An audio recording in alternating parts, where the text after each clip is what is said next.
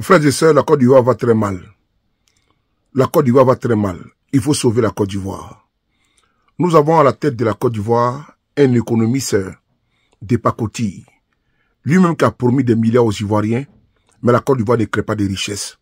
La Côte d'Ivoire vit sur crédit. Là où je vous parle actuellement, on a près de 37 000 milliards de dettes que les Ivoiriens doivent payer. Les Ivoiriens, là, même celui qui n'est pas encore né, il y a crédit sur sa tête. Les enfants, petits-enfants qui sont là, ils sont déjà surendettés. Oui, Alassane Ouattara a surendetté la Côte d'Ivoire. Je dis encore, même pour rembourser le crédit que Ouattara prend avec les bailleurs de fonds, les FMI, la Banque mondiale et dans la sous-région, là, on prend crédit encore pour rembourser. C'est quand même grave. On ne crée pas de richesse. Alors que c'est lui qu'on a vendu. On a vendu que c'est lui qui a redressé l'économie de la Chine, du Japon, de tous les pays au monde. Quel était au FMI? Alors que c'était que de l'enfumage.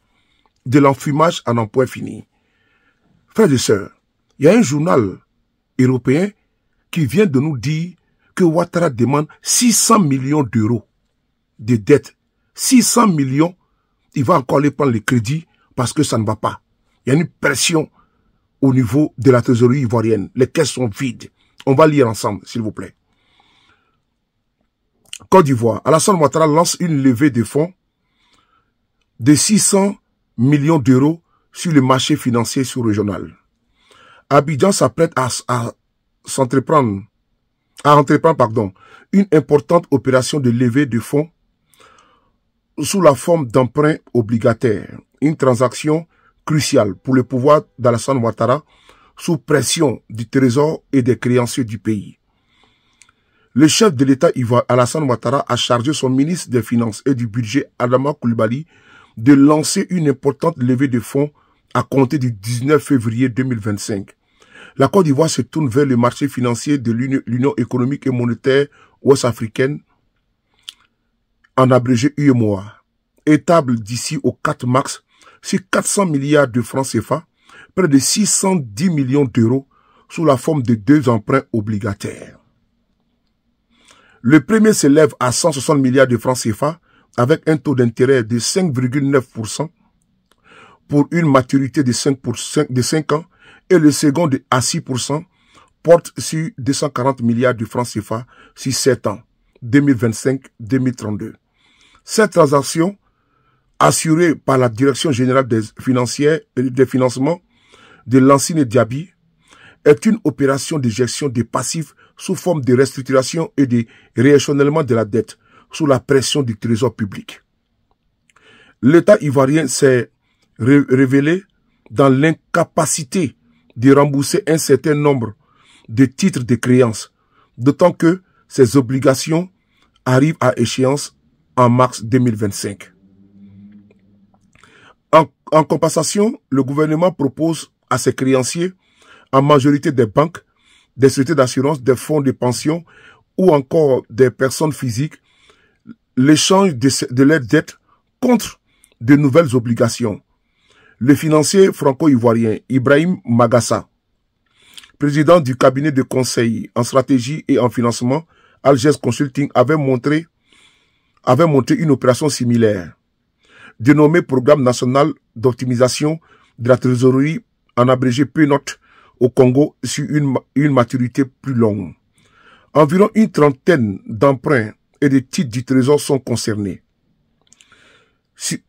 par cette opération censée donner une bouffée d'oxygène aux financiers publics pour mener la transaction.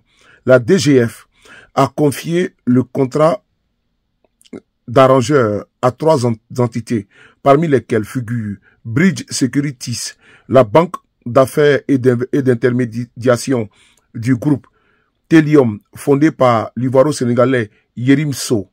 L'établissement financier public Beni finance ainsi Katijara Security West Africa, filiale du groupe bancaire marocain Atijarawafa Bank, dirigé dans la sous-région par l'Ivoirien Daouda Coulibaly. Frères et sœurs, voici ici les révélations de ce journal. La Côte d'Ivoire n'arrive plus à payer. Il n'y a pas d'argent dans les caisses. Est-ce que vous savez que les fournisseurs de l'État de Côte d'Ivoire ne sont pas payés depuis 2023 pour certains? Je prends dans le domaine de l'éducation nationale. Les fournisseurs de l'État, ceux qui livrent au niveau de l'éducation nationale, 2023-2024, ils n'ont pas été payés. La semaine dernière, dans le mois de janvier, ils ont fait une conférence de presse où ils demandent à l'État de Côte d'Ivoire de payer leur argent. Ce que vous voyez en Côte d'Ivoire aujourd'hui, c'est la poudre de perlimpinpin. C'est de l'enfumage, le vernissage. La tour que Ouattara a mis à Abidjan, là, la tour C, là, elle coûte au bas mot 400 milliards de francs CFA. Cette tour-là, on pouvait prendre cet argent-là pour contenter, pour honorer la doise colossale des créanciers de l'État. Non. Mais on préfère faire une tour. Et que cette tour-là va nous permettre de faire quoi? De faire un 4e mandat. C'est de ça qu'il s'agit. Parce que la tour, là, l'objectif principal, c'est de faire un 4e mandat. On va organiser une CAN en disant que c'est la plus belle CAN au monde d'Afrique. Mais c'est bien beau.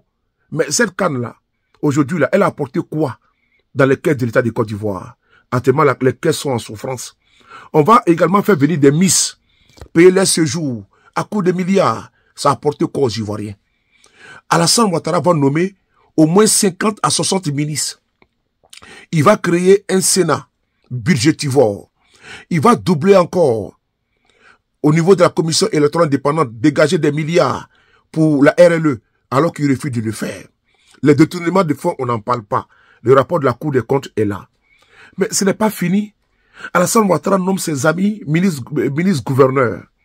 Des ministres-gouverneurs. Alors que quand il était dans l'opposition, il trouvait que ce n'était pas bien, qu'il ne fallait pas le faire. On va écouter Ouattara lui-même et puis on va avancer. Alors, je prends par exemple le district d'Abidjan et le district de Yamoussoukro. On fait des élections dans les 10 communes. Et après, on va dire, ah non, non, non, l'élection, ça ne suffit pas. Au lieu de prendre les conseils municipaux de toutes ces communes, on s'en va désigner quelqu'un par décret comme gouverneur. Ce n'est pas normal. Il faut mettre fin à cela. Il faut laisser la démocratie jouer jusqu'au bout. Et moi, je suis un démocrate et j'appliquerai ces règles. Voilà, vous avez entendu. Lui-même, dans l'opposition, il a dit que lui, président, il ne va pas nommer des ministres-gouverneurs.